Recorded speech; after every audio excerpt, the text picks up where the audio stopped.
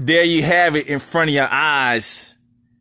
UFC 241 is tonight. The battle of the big dogs, the heavyweights.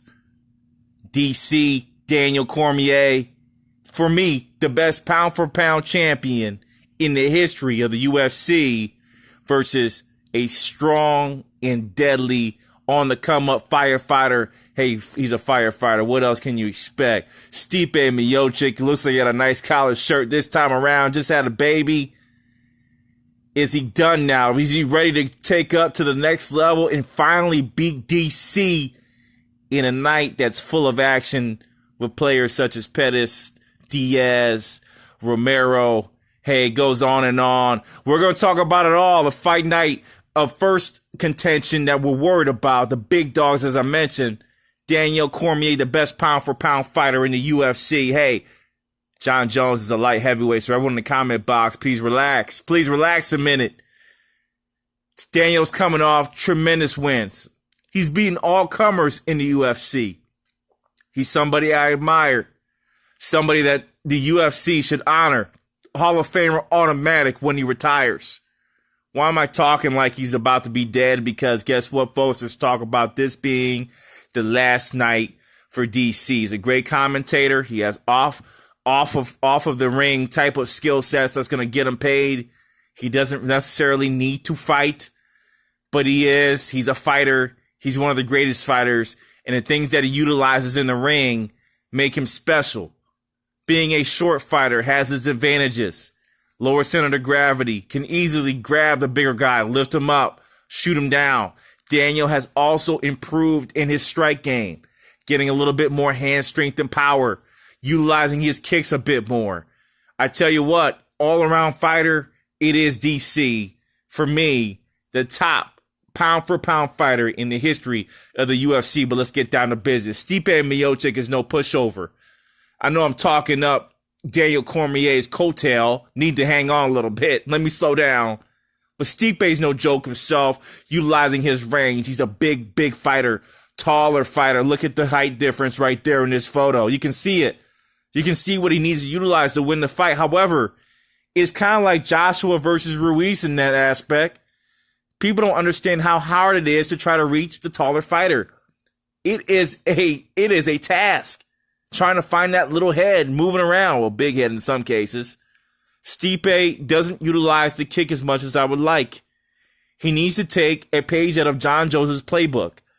If you want to beat Danielle, you're going to have to keep your distance. DC likes to get inside close because he's a shorter fighter. Use your distance, Stipe. Leg kicks, front leg kicks, jabs. Needs to lean on that all night. Stipe is not a bad wrestler himself, a championship wrestler, but DC is another level, superhuman, you know? He's coming out Gene Grain style, Return of the Phoenix when it comes to the ground game. I think Khabib took a page out of Danielle's book, to be honest, DC's book. Let's be honest, DC on the ground is painful to watch for anyone who's on the bottom half of that. It becomes a task of trying to survive rather than win once DC gets a hold of you. Stipe, again, length is your strength. Use it. 6'3", he has a big chance to win this fight, put himself back in the heavyweight realm as a true champion. However, everything on the line, experience, number of fights, fighters who he's fought before, strength even. It's hard for me to say that, but even strength. Stipe is a strong guy, but Danielle is magnanimous, man. I got DC winning this fight. It may go the distance this time, but Daniel's just too much. Congrats to him on his possible retirement tonight. But I do think if Big Mouth John Jones, I love him, my second favorite fighter, if Big John Jones comes calling, Danielle will come running right back to the UFC to get that chance to fight for number 3 versus John Jones. That's my opinion. Next up, smoking that ganja in California. The next two boys up are Pettis and Diaz. They remind me of each other in some ways, just about, physique. Looks like they could be best friends outside of the ring. But tonight's the night where they're going to have to go to war. CBD aside, it's all about fights tonight. And Anthonypettis, the younger, more athletic, better feet man, leg kicks, being able to move into positions a lot better. Obviously, the more athletic fighter has a big advantage. All those A's, athletic, active, right? Active is the big one for me. How can Nate Diaz overcome a 3-year layoff? He looks in great shape. He looks like he's ready to go. He looks like nothing can stop him now. But, man, Nate Diaz has a big problem with Anthonypettis. What does he need to do to try to win this fight? Because I got Anthonypettis winning in a 3-round decision. Nate Diaz, a stupendous triathlete, right? Diaz brothers coming from nothing to something, getting that moolah, that big fight. McGregor got him the dollars. And now he's on this, laid back streak, but still, hey, I got the money, I'm the man, and wants to come back and fight again. That tells me that he loves to fight. And guess what? Anthonypettis has his hands full because of a couple things. Nate Diaz is a world-class boxer. Let's get that out of our heads right now. He is a world-class boxer. So Nate Diaz is going to come out, use his boxing strength. He's also has some strong ground game. I would like to see where it goes if it goes to the ground. Anthonypettis is okay. He's not world class to me. He's okay. He has some moves. Actually, I'm lying. Anthonypettis is up there, but I think Nate Diaz may have a little bit of advantage on the ground game where he can kind of overcome Anthonypettis and possibly get him in a bad position. While Nate Diaz also has, I think, the boxing skills that are better, not kickboxing type skills like Anthonypettis has, kind of like K1 boxing versus, boxing WBO. It's two different type of realms. Nate Diaz is more the WBO kind of guy, has a great jab. If he stands up, it could be a long fight for Pettis. He's going to bruise him up. Doesn't necessarily have knockout power in the name of Nate Diaz, but it's definitely a fighter that can really hurt you bad, make your face look ugly at the end of the night if it continues to jab. Use some kicks, maybe try to get to the ground. I'm a little bit worried about that because they're kind of, I got to give the advantage to Nate, and that's his advantage. But Anthonypettis with the foot movement, he's a super athlete. If he's on his game, he's been fighting. He's just won a fight.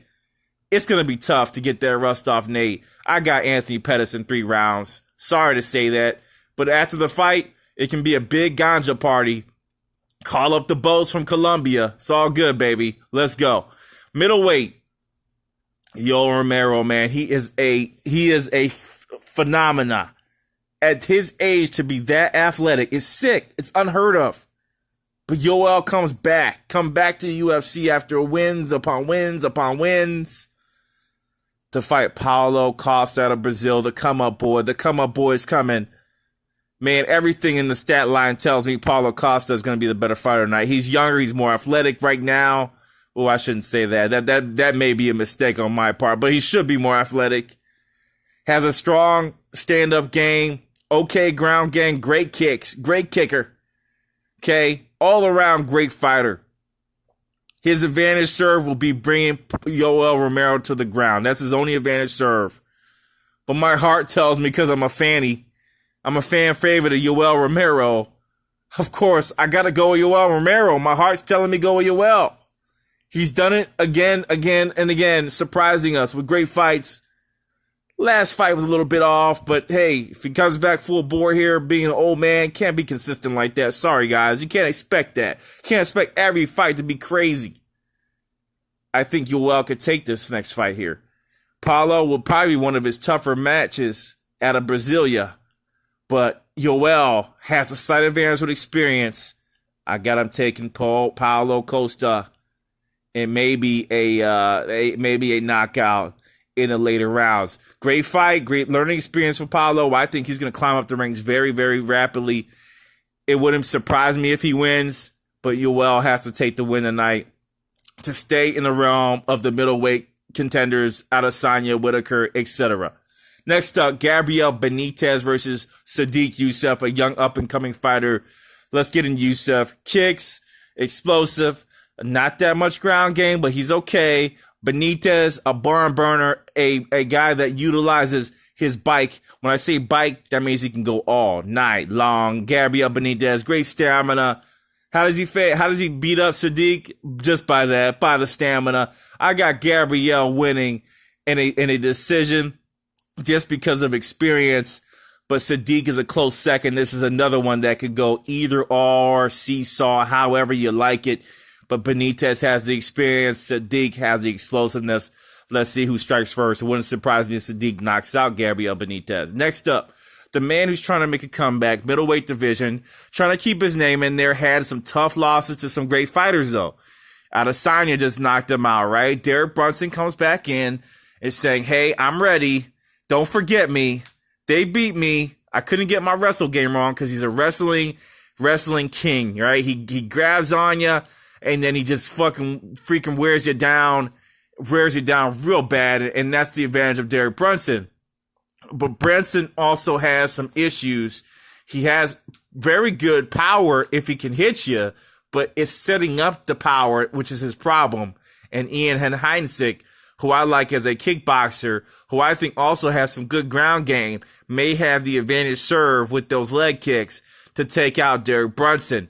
I hate to say this. I like Derek, but in this fight, I got Ian beating him in a decision. Derek Brunson is trying to return, trying to make a comeback. Ian is on the come up. Ian has all of the talents on his side at this point. He should take over that mental advantage. Derek Brunson has a lot of losses on his mind. I think he can take Derek Brunson down, win a decision. If Ian dares gets close to Derek and makes it an inside ugly fight, Ian's going to have a long night. But if he can keep it on the outside, Ian has a strong chance of winning this fight. Anyhow, the girls, they're going to fight a little bit later on in the night in the prelim cards. Prelims are not bad as well. Pretty good fighters there. That probably usually starts around 8 o'clock. The prelims are going on right now. I do like the early prelims. All the girls are there. They're fighting right freaking now. So we're probably missing a couple fights. These are come-up fights here. Don't see anyone that great yet, but we shall see. Again, these are people trying to come up. I won't talk about that. It's about the main card. It's about maybe a farewell DC. All Four Sports. Where we at? Wing House? BW3s? There gotta be some wings in there. Hey, it's wings and beer tonight on a rainy night in Florida. We're out of here. Peace. Off work.